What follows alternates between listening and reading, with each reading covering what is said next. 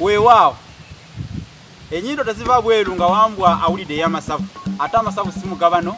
ng'ow'amaanyi yaganyaze njagala okubategeeza nti anaakuse ekkande kasooli wa kuno tayera awunda mpaapaalidde mu bbanga okufaananako mukaŋŋankwa oguwulidde olubugumu lw'oluyiro olw'ekyanda nga si mulala musisi bosa Geoffrey Munnabusiro nkonge ya muvule n'antagwira kye yakimu kiwoowo olumunyogovu atalina mazita lya saava omwana w'abambejja omukenkufu mu lulimi lwa ssaabasajja era ssaabasonyi waalwo kaluwoomya okwetoloola ssengendo nabulamu nga yenze ssengule wa 222 mwebale nnyo okwegekanga ebirozo n'agatawulira Vvumba ne muwawula mwebale nnyo kubanga munnange baalugera ne bagamba nti omuyizi awulira kyangwa etwala ennyamayo omusaba ennyama takuwa naye tetubaweereranga bulijjo okufaananako mwetimba bujumbi bwaweerera omutanse ku bukukumbo kakati ndebigambo maluma tegaggwa mu kamwa ate tuzze twongereze ku lukulu ndi n'omusomesa ow'olulimi Oluganda nfunye ogwa Nanteze Bulamba ntegeeza omukisa omunene baguyita ogwa Ddyabe okutuukako ku ssomero lye muludde nga muwulira ate nga twaliranga nnyo ku Delta TV era tukyaliranga ku Delta TV n'ekirala mbadde sibategeeza nti nze omu kubasala empaka ez'olulimi Oluganda ku Delta TV ezibajirwa nga awakula ennume Bulemeezi esesi Vvumba y'essomero lye tuliko olwaleero we tusomedde era nga ndi n'omusomesa ku ssomero lino kamubawe abeeyanjulire. Abalabi mwenna abalungi erinnya nze Charles Kabuye Sebunya nga nkola gwa kuyigiriza olulimi Oluganda mu Bulemeezi Secondary School. Weewaawo omuzukulu w'akasujja ebusujja nsanyuse nnyo okukula musomesa nze ndi Wandiga ni muzukulu wa Lwomwa mabegakaawo twagwirwa ekiguuko nga bw'omanyi ebyensi jjajjaffe baamulumisa kivu okulumisa ekivu tetwagala tukuleke tutegeeza okulumisa ekivu kwe kutta omuntu n'emmundu bamukuba masasi jjajjaffe Lwomwa simwogeddeko bubi mukama omwoyo gwe agulamuze ekisa kakati musomesa nze ndi muwandiisi wa bitabo bya lulimi Luganda era njagadde okulagako ku bitabo ebyo kino bakiyita Olulasangeye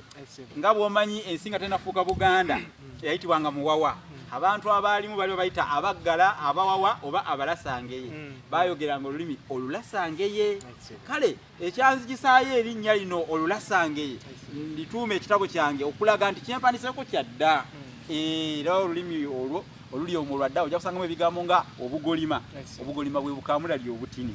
buyitibwa obugolima so olulimi olw'omulembe guno abantu ebigambo ebyedda ebyo tebabikekeyeza kubijjayo eri ebuziiza okubiteeka ku mwanjo naye nze kyenakola okuwandika ekitabo ekyo kwe kubijjayo mbiteekere Buganda ku mwanjo abantu bonna bwe babirabira ate kirimu engero kirimu ebisoko kirimu ebyafaayo ennono ez'enjawulo ez'ebintu ebitali bimu ne ku baami ab'amasaza era mweziri obadde okimanyi nti mukwenda teyalyanga kyakiro omwezi bwe gwabanga ogw'eggabogabo ŋŋamba nti bwe gwekanganga ne gufaanana ng'engabo kukulu mukwenda nga talya kyaggulu kubanga ye Ssaabagabo wa Buganda nga bw'olaba Kyaggwe ani atwala Kyaggwe Ssekiboobo ye Ssaabawaali wa Buganda kitegeeza nti yakulira abawungu kati ye Ssaabagabo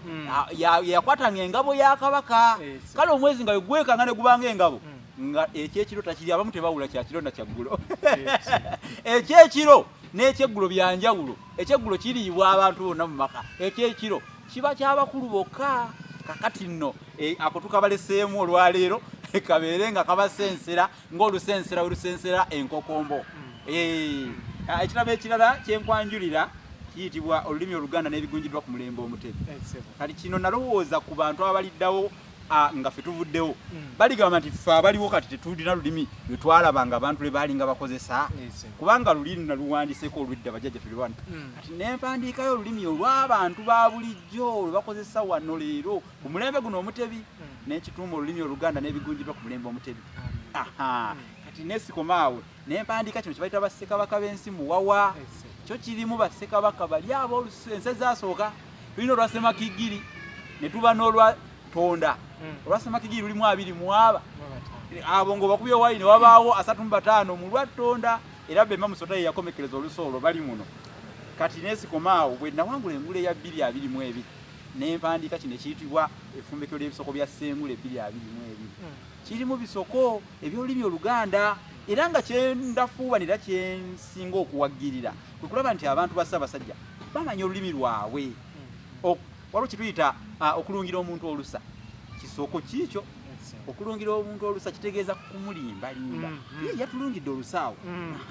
amaaso okugoba omuntu ye muntu okubeera nga kugamba asobeddwa embeera gy'alimu okwefuula ekingazamba ye muntu obuteewa kitiibwa yeewebula okukama ennume kubonyaabonya muntu okuba n'emmeme ey'entoozo ye muntu okuba ng'alina emmeme esinduukirirwa amangu ebisoko bino omuzungu abiyita idioms naye bituyamba mu njogera kati musomesa gwe engeri gy'osomesa abaana abayizi baffe era nkakasa okibagamba lunye oba lumonyere ngolwa omulere gwa Ssekabakani suuno owookubiri ow'ewamala n'obagamba nti buli wowandiika emboozi empanvu n'ebulamu bino ebisoko n'engero obanga bw'ovumba emmere n'otosaako nva nti ndiirwa kubanga ebisoko bino zenva endiirwa omuzungu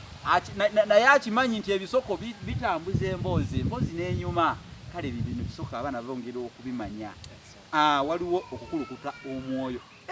bira nkulukuta omwoyo yakulukusa omwoyo kusaalirwa bingi nnyo lutagajjo ntolomolole efaananako eri entolomolole y'amasiinya mu kibo era byo biri muno bitotogananga emisu ku kizigo kafukunyanga nga kagula mukono n'agamba nga gwe ebyange wamma gwe bwe naasumululiranga empokota mwebale nnyo webalire ddala tubasiibudde tujja kudda mwebale nnyo